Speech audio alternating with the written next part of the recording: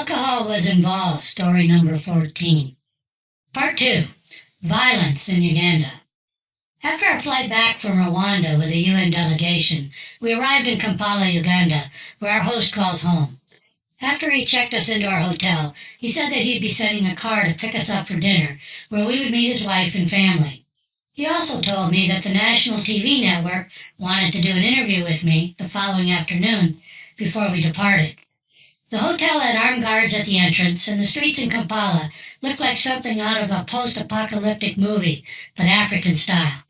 Men riding scooters, motorcycles, and just walking around were carrying rifles, shotguns, machetes, and all sorts of weapons.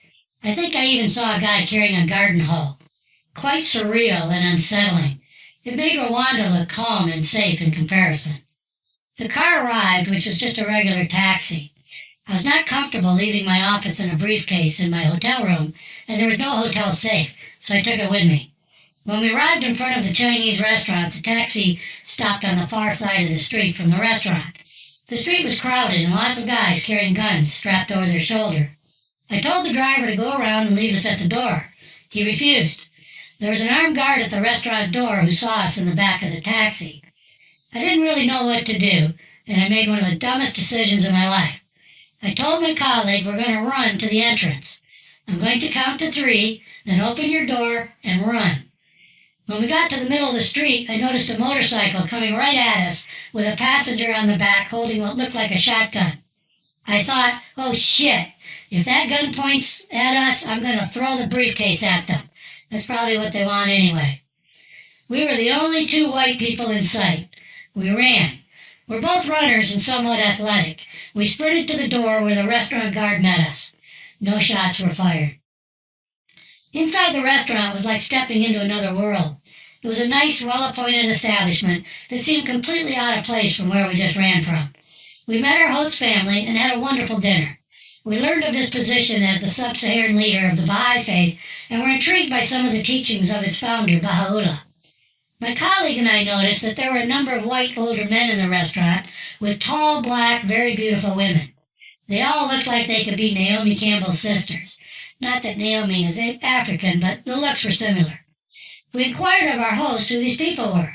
He said that it is common for European businessmen to come to sub-Saharan Africa and take a mistress.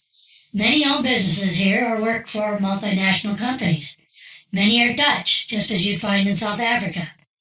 My colleague and I were finally relaxing after 24 hours of almost sheer terror in Rwanda. We had probably more drinks than we should have with our non-alcoholic indulging host, but we needed it. We found this mistress thing interesting, as we did not see any women on our trip so far that looked like these tall, wonderfully beautiful ones in the restaurant. I asked, where are they from? They're mostly Tutsis from Rwanda, our host replied. We had more drinks, as the Rwandan experience resurfaced our lack of understanding of how these things can happen. The signs of the tribal conflict can be clearly seen in the difference of the physical appearance between the Hutus and Tutsis. We talked about how we lived in such a privileged, safe part of the world in comparison. We did not know what to do with the information that now consumed our brains. Are we supposed to join the Peace Corps? Find a job with an NGO that has a humanitarian charter? We rambled on without a clue of how to process what we now know, and I'm sure it didn't help that alcohol was involved. We actually continued these questions and searched for what we're supposed to do with this newfound information all the way back to our homes in the States. The following afternoon, I was instructed to put a suit on, and then was summoned to the back lawn of the hotel where a television crew and a small crowd of people were gathered in front of 2 empty chairs sitting in the middle of the lawn. I noted that there were 2 armed guards walking along the back wall of the hotel grounds. I was a bit unprepared for such a public interview by one of the local TV stations. The agenda was pretty simple. Just answer his questions about what you're doing in Uganda. I've had previous inquiries from high-ranking officials in African countries, including members of the royal family in Swaziland, who simply wanted to know if you were there to do something positive for their small, economically challenged country. The host entered the back lawn through the small crowd of people and introduced himself. He was also wearing a suit and was a large man with a bold, impressive voice. He thanked me in advance for the interview, and without any further preparation, we took our seats in front of the camera and below a boom microphone. I was informed that the interview was on live television. That surprised me and added a bit of stress. I have some public speaking experience. I took my normal deep breaths and composed myself. A director or producer type person did a countdown, and we were live. He was highly professional and polished, probably rehearsed. I was immediately impressed. The questions were what I expected. You're from the United States? What brings you to Uganda? Who have you been meeting with? Can you help us with the problems of our telephone lines being stolen in the middle of the night for their copper? About 2 or 3 minutes into the interview, gunfire broke out behind us. The two guards rushed to the center of the back wall and were now in camera as they looked out beyond.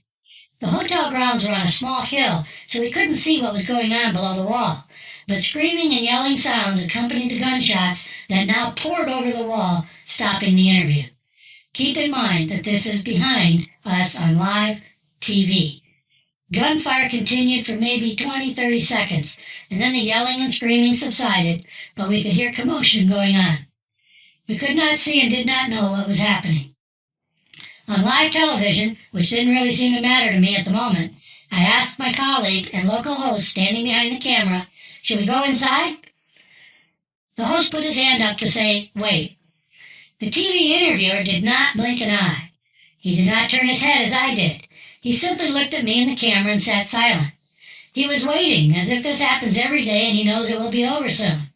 It seemed like an eternity in time passed by, but it probably was only about a minute. I was stunned. He continued the interview, but I was completely tongue-tied, frozen.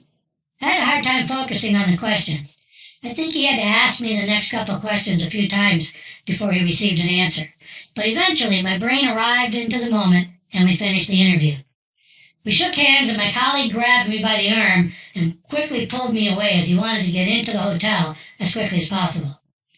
We made our way to the hotel bar, as we usually do, where one of the front entrance guards came and stood near us. I think they thought I was more important than I really was due to the TV interview. Our host met us and we did a post-mortem of the event that had just happened. We were told that this is not unusual in Kampala. Having seen the number of armed civilians the evening before at the downtown restaurant area, I guess we shouldn't be surprised. But we were. We learned that during his youth, most of our host's family were murdered by Idi Amin's henchmen to get possession of his father's home in Kampala, which was one of the nicer properties in the city. The butcher of Uganda wanted it for government headquarters. To take it, his troops simply entered the house and started killing everyone in it, mother, father, and 3 of the 5 children. My host was one of the 2 survivors who ran out the back door and escaped the bullets. We medicated our anxiety, numbing our brains from the pain we were experiencing, seeing how other parts of the world lived.